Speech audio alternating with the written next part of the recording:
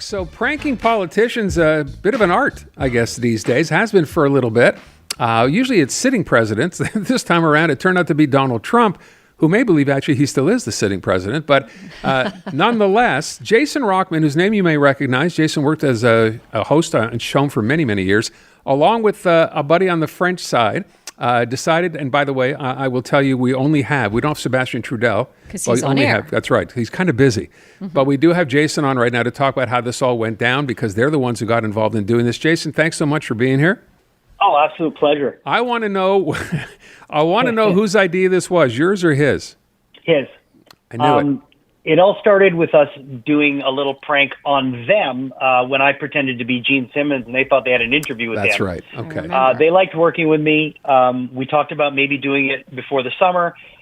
Something changed over the summer, and they reached out to me. They're like, would you still be into doing this? I'm like, are you kidding me? I'd absolutely love to do it. And they're like, well, we're thinking of trying to get Donald Trump. And I was like, well, yeah, that's not going to happen. Yeah, good luck. Yeah, so we started to try to plan it. We talked, and then finally on Monday, I went in and we just said, let's just do this. And the ideas we had were Clint Eastwood, and of course to have George St. Pierre at one point, because Seb could do a convincing George St. Pierre being francophone. Although, to be honest, any French accent, you could have probably had Donald Trump believing it was Charles de Gaulle. I mean, it probably wouldn't have mattered much, right? So, well, listen, I got to tell you, man, I never thought it would be this easy, Aaron, to get through to a president. It just shows probably who he's got around him right now, and I think it's probably not the best people. But we ended up calling Mar-a-Lago. We ended up getting transferred to the golf part. We got transferred back, and a guy named Edward transferred us up the ladder, like he said. I'm going to get it up the chain, and you'll get a call back. Well, we got a text message from Chamberlain, who I ended up finding out was Chamberlain Harris, who's been, if you look her up, has been with Trump ever since he's been in the White House. And she basically said, we'd love to add Mr. Eastwood to the president's call list. Okay. And that's as easy as it was. And Rockman, the whole time, are you pretending to be Clint Eastwood making this call, or you're just saying like a handler? I was pretending to be a guy named Kevin Marks, who, if you look up, actually worked with Clint Eastwood at one point. So we tried to do as much homework as we could to make it as authentic as possible. But, once I got on the phone with Chamberlain, and I said, I'm Kevin Marks, and I represent Mr. Eastwood. He would really like to speak to the president. It was like Clint Eastwood's calling. All bets were off, and no one really thought of anything but talking to Clint Eastwood. All right, so I want to ask the question. Obviously, this happens, I imagine, somewhat regularly to people like this, to people in positions of power. When you got through the first time, you said, we'll call you back. Did you think you were done? It's funny because we were using an app that lets you use an American phone number. And when I got the text message on this app, I had no idea that I could receive text messages. So this alert shows up and I just see, hi, it's Chamberlain. I got your number from Mr. Trevidio from Mar-a-Lago. And I was like, I looked up Trevidio and I was like, oh my God, this guy works at Mar-a-Lago. He's the general manager of the golf course. So, yeah, I was surprised. And the worst thing was I tried to text her back, and it didn't let me text. So I had to call, and that's when I had to be Kevin Marks. And we waited a day to call, so we were in studio to record.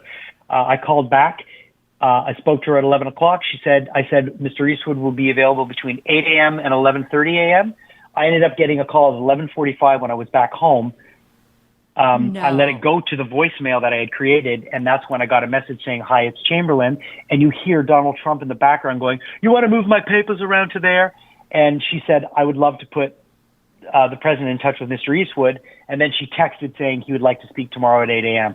And that's when it was crazy. You're a dangerous guy, Jason Rockman.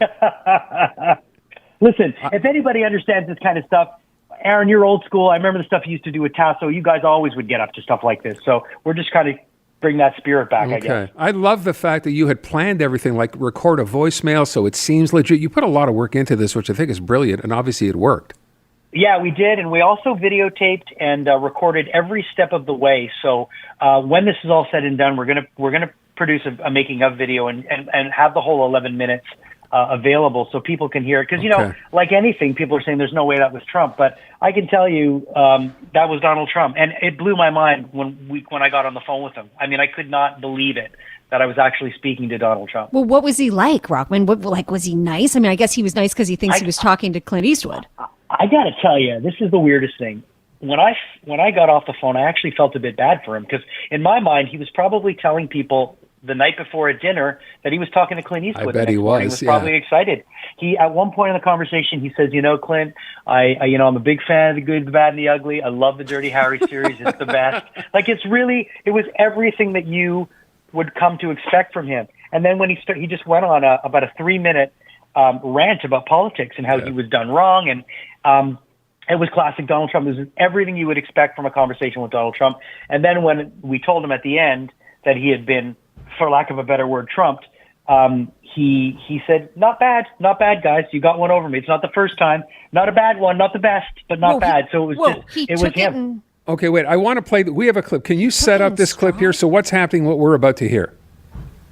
I don't know what clip you're playing. Oh, I thought you sent it the clip. So this is you. I guess this is Clint Eastwood now officially on the phone, and then George St. Pierre, who is Sebastian Trudeau. This is the one where, so then at one point, so the way I tried to mask this was, because at the beginning I said to the president that I was, having a hard time because I was filming my movie Juror 2, which is true because Clint Eastwood's working on his last movie. And I said that we were having a hard time because of the actors' strike. That's when he had told me, well, why don't you just go grab a bunch of guys and do it cheaper, which is classic Trump. And then I said, I've got George St. Pierre with me. And I knew he was a fan of the UFC because everybody knows Donald Trump loves Ultimate Fighting. He's got a good relationship with Dana White. And he bought it. And I brought George St. Pierre in, and I said George was with me because he was part of ACTRA, and I could have him be part of the movie. Okay, let's take a listen to how this little part went down. Brian? I just think it's a travesty of justice. It's terrible, Clint, actually. It's nobody can even believe it. Now, the one thing it has done different than anybody else that's ever had this is that the poll numbers you've seen, they've been driven through the sky. They've been driven, I'm winning by 60, 70 points even. And I was winning, but I would, at least it would be, because you have 10 guys like governors and senators running, and, normally they'd be doing okay. It's, you've had quite a career. Because I'm going to fight again soon. I don't know if you know, I could maybe organize a fight, and the ticket sales would go to your campaign. I could fight the Canadian champion, Mario Tessier. Something like this. I don't know if you would be open to do a fundraiser, but I would be there for you. Well, that's really good, George. We'll talk about that, but it's been a very interesting period of time, but you're doing well. You're still doing well, right? Okay, there's a little bit of it. How long did the whole thing last? We had him on the phone for 11 minutes, Aaron. Okay. Wow. That's pretty And then cool. when you revealed that you were pranking him, he took it in stride. He really did. He really did. He was. I was very surprised how good of a sport he was. I thought he would have hung up right away, but no. He just said, "Good job." Yeah. He didn't say later, "I knew I was being pranked. I knew that you weren't that good." Nothing. He said you sounded a little bit hokey. He said, I thought it sounded a little hokey. You know what I love? I love that you just very casually to him when you were Clint Eastwood said, "Oh, by the way, I'm here with George St. Pierre." Because of course you'd expect Clint Eastwood to be hanging out with George St. Pierre. He thought nothing of that at all. I thought that was beautiful. I've got Clint with me. I've got Chuck Norris with me. Jean-Claude Van Damme. They're all here. We all hang out. Yeah. All the Expendables are with me. I love that. Hey, listen, job well done. You need to do more of these, Jason. And we're gonna when we get the whole thing. When's it going to be released in its entirety? Well, I believe that NLG is going to have it up on their website before the end of the day, so you can hear the whole thing. So we'll try to pass that on for listeners as well. They can check it out online. Bravo, well Rockman. done, Jason. Thanks so much. Guys. Congrats. Pleasure. Thanks. All right, there you go, Jason Rockman, and pretty impressive. Sebastian Trudeau.